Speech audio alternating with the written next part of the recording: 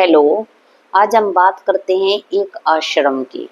Police की गाड़ियों का एक जत्था है और वो एक आश्रम में प्रवेश करता है। वो आश्रम किसी और का नहीं, सद्गुरु जग्गी वासुदेव का आश्रम है, जो कि कोयम्बटूर में ईशा फाउंडेशन के नाम से है। अब सवाल ये उठता है कि उस आश्रम में पुलिस के एक जत्थे ने क्यों प्रवेश किया। ऐसा क्या कारण हो गया कि वहां इतनी ज्यादा पुलिस को आना पड़ा। तो जवाब ये है कि मद्रास के हाई कोर्ट ने जांच का आदेश दिया है कि जो वासुदेव अपनी बेटी की शादी करके उसको सेट कर दिया और दूसरों की बेटियों को सिर मुंडवाकर सन्यासी जीवन व्यतीत करने के लिए प्रोत्साहित कर रहा है, तो आखिर ऐसी क्या बात है। बात करते हैं हम, ये मुद्दा कहाँ से शुरू होता है। एक प्रोफेसर, रिटायर्ड प्रोफेसर होते हैं एस कामराज।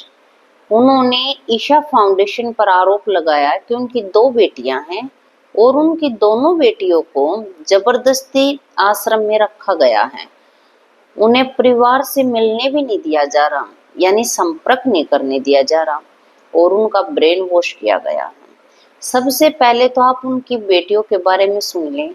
सबसे बड़ी बेटी है उनकी 42 वर्ष की, जिसका नाम है गीता कामराज। छोटी बेटी है 39 वर्ष की, जिसका नाम है लता कामराज। जो गीता कामराज है वो यूके की एक जानी मानी यूनिवर्सिटी से उन्होंने पोस्ट ग्रेजुएशन किया हुआ है और 2008 में उनके पति से तलाक हो गया। तब के बाद से वो यहाँ योगा सेंटर में आ गई। और जो छोटी बेटी है लता कामराज, वो एक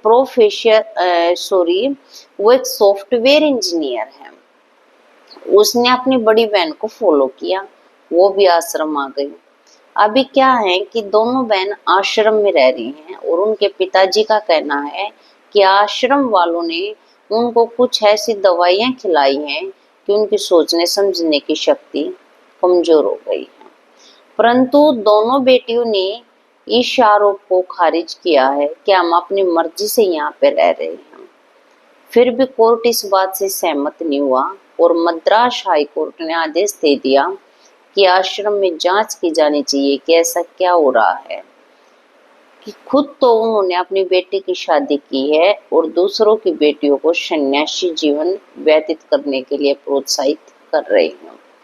इसी आदेश के साथ एसपी सहित 150 पुलिस वाले अपनी गाड़ियों का एक जत्था लेकर आश्रम में प्रवेश करते हैं और आश्रम में रहने वाले सभी लड़कियों औरतों से पूछताछ की जाती है कि आप कैसे रह रहे हो, क्या यहाँ पे करते हो। इन सभी बातों के बारे में जांच की जाती है। अब एक क्वेश्चन ये उठता है कि क्या ये बाबा भी राम रहीम हो सकता है, क्योंकि जो रिटायर्ड प्रोफेसर है उनका आरोप है कि आश्रम आने से पहले मेरी दोनों बेटियां पढ़ाई लिखाई में बहुत अच्छी थी और वो एक प्रोफेशनल लाइफ व्यतीत करती थी। अभी देखते हैं कि जांच में आगे क्या मिलता है।